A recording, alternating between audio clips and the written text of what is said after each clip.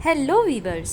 तो आपने पिछले वीडियो में जो हमारा गोवा व्लॉग है उसमें देखा होगा किस तरह हमने अपने गोवा थर्ड डे पे मस्ती की, बारबेक्यू किया हमारे पिकनिक स्पॉट पे जाके।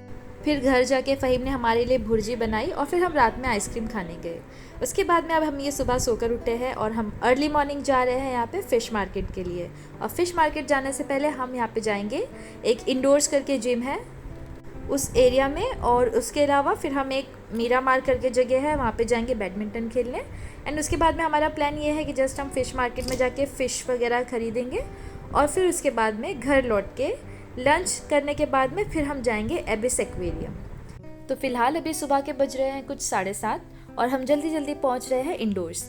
तो वो उस जगह का नाम एग्जैक्टली इंडोर्स कहते हैं लोग, इसके लिए मैं भी इंडोर्स बता रही हूँ। वहाँ की जो एक्चुअली बीच थी वो एग्जैक्टली जो हमारा मुंबई का मरीन ड्राइव है ना वैसा दिखता है। और ये जो आप राइट साइड में देख रहे होगे ना, ये सारे कसिनोज़ है। यहाँ पे रात में बहुत ज़्यादा लाइटिंग रहती है और काफ़ी ज़्यादा शोर और म्यूज़िक रहती है, और सुबह के टाइम पे उतना ही ज़्यादा यहाँ पे शांत है। तो आप यहाँ पे अगर उस साइड देख पा रहे होंगे तो पानी में आप देख रहे होंगे कि शिप्स है, तो वो शिप्स पे लोग जाके कसिनो खेलते हैं और उसका जो बोर्डिंग पॉइंट है यहाँ पे रोड साइड में रहता है। और फिर यहाँ पे जो हमारे मुफीद भाई थे साथ में, उन्होंने बताया कि ये वाली जो आप अभी बोर्ड देख रहे होंगे जहाँ पे मैं पॉइंट कर रही हूँ, तो ये बोट का नाम है बिग डैडी, और एक्चुअली ये है विजय माल्या की। और फिर उनका सब इससे प्रॉब्लम होने के बाद में विजय माल्या से बिग डैडी ने इसे ओन कर लिया है। यहाँ पे एक यहाँ पे जस्ट नॉर्मल प्लेस है बैठने की, वहाँ पे आए हैं अभी। तो यहाँ पे आते साथ तो हम लोग थोड़ा सा साइड में बैठ गए थे, और बहुत ज़्यादा ब्यूटीफुल और बहुत पीसफुल जगह है। कलमकुर्सी तो अच्छा ही है ना। वो सिग्नेचर और बीच है कलांगुड़ बागा, उधर नहीं गए तो गोवा अगर में तुमको क्या जो शेक पे वगैरह जाने का है, खाना खाने का, तो ही जाने का। देख टीपू सुल्तान सब गोवन फूड ही है उधर।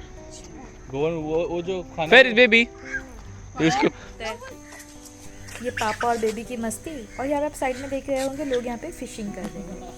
तो काश मुझे भी मौका मिलता कि मैं फ़िशिंग कर पाती, लेकिन इसमें बहुत ज़्यादा पेशेंस की ज़रूरत होती है। और एक थोड़ा सा एक कंप्लीट लुक कि ये एग्जैक्टली जो सी साइड है दिखता कैसे है, बहुत प्यारा था, मुझे बहुत ज़्यादा पसंद आया। और ये यहाँ का है इंडोर जिम। और अब हम यहाँ से निकल रहे हैं डोनापोला के लिए। तो डोनापोला की स्टोरी मुझे बहुत प्यारी लगी। इसमें एक्चुअली ऐसा था कि एक कपल थे। तो इस लव स्टोरी में ऐसा है कि जो लड़की रहती है वो यहाँ गोवा की प्रिंसेस रहती है, और जो लड़का रहता है वो मछुआरा रहता है। अब इन दोनों में प्यार हो जाता है, तो अब शादी तो कर नहीं सकते और लोगों को उनका रिश्ता भी कबूल नहीं होता है, तो वो दोनों सुसाइड कर लेते हैं इसी स्पॉट पे, और उनकी याद में ये स्टैचू बनाया गया है। तो एग्जैक्टली ये स्टोरी तो मुझे पता नहीं रियल है या नहीं, ये गोवा में मशहूर है, तो मुझे मेरी जो आपा है उन्होंने बताई है, बट गूगल में कुछ और स्टोरी है। तो अगर आपको करेक्ट और सच्ची स्टोरी पता है तो मुझे कमेंट बॉक्स में ज़रूर बताइए। अभी जहाँ पे मैं पॉइंट कर रही हूँ ये एग्जैक्टली इस तरह से स्टैचू दिखता है डोनापोला का। और हम यहाँ पे थोड़ी गपशप कर रहे हैं खड़े होके, और बहुत ज़्यादा तेज़ हवा आ रही थी, इतनी कि हम लिटरली मूव हो गए थे अपनी जगह से। और फिर हम यहाँ से निकल रहे हैं अभी मीरा मार के लिए, क्योंकि अभी थोड़ा टाइम है, हम वहाँ पे जाके थोड़ा बैडमिंटन खेलेंगे, उसके बाद में फ़िश मार्केट जाएंगे। ये जो आप साइड में एरिया देख रहे हैं, बिल्डिंग्स वगैरह दिख रही है, ये है फिशरमैन्स के घर। यहाँ पे सारे जो मछुआरे रहते हैं वो लोग रहते हैं।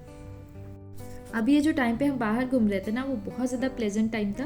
तो ये दोनों बच्चों को हमने यहाँ पे सनरूफ पे खड़े रहने के लिए कहा था, तो फेरिस को हमने अच्छे से पकड़ के खड़ी है। अभी हम पहुँच गए यहाँ पे मीरा मार, जहाँ पे हम खेल रहे हैं, और मैं बहुत ज़्यादा जल्दी हार गई। और यहाँ पे फ़हीम और नसीम आपा तो बहुत टाइम तक खेल रहे थे, लेकिन फेरिस पूरा टाइम बीच में खड़ा था। हमें डर भी लग रहा था, लेकिन फिर उसको बहुत मज़ा आ रही थी एक्चुअली, क्योंकि एक बैट उसे मिल गया था। और उस बीच में ये देखिए इस लड़के ने क्या किया, मुझे पता भी नहीं था, ये जस्ट बैट लाया और ये गया मेरा कैमरा।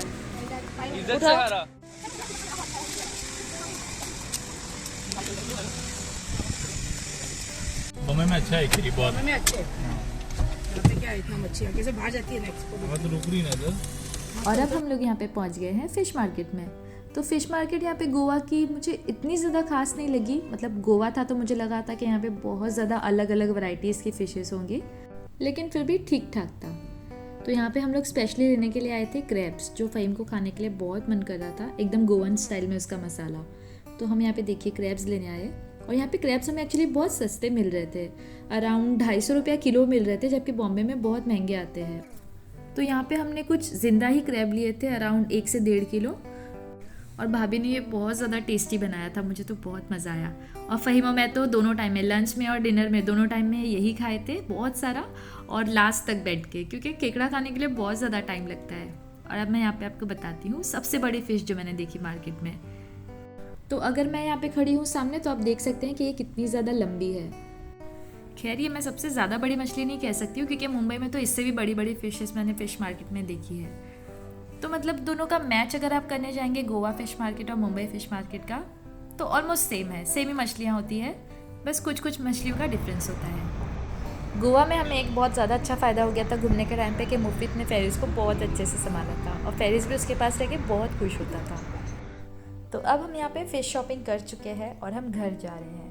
बस हमें घर पे जाके क्या करना है कि खाना खाना है ये मछलियाँ बनने के बाद में, और फिर हम अपना रेडी हो जाएंगे एबिस एक्वेरियम के लिए। लेकिन फ़ेम को रियलाइज़ होता है इस बीच में कि उन्होंने केकड़े कम लिए हैं, तो वो मुफीद के साथ वापस आए थे मार्केट और ये उन्होंने केकड़े लिए। तो बना भी इतना ज़्यादा टेस्टी था कि हमने आराम से इसे फिनिश कर लिया था 2 टाइम में। आई टू बेबी किसी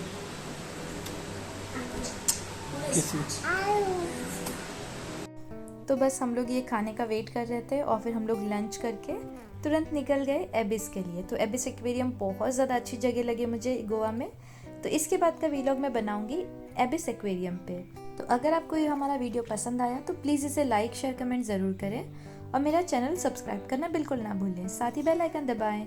मिलते हैं अगले वीडियो में, तब तक के लिए बाय बाय।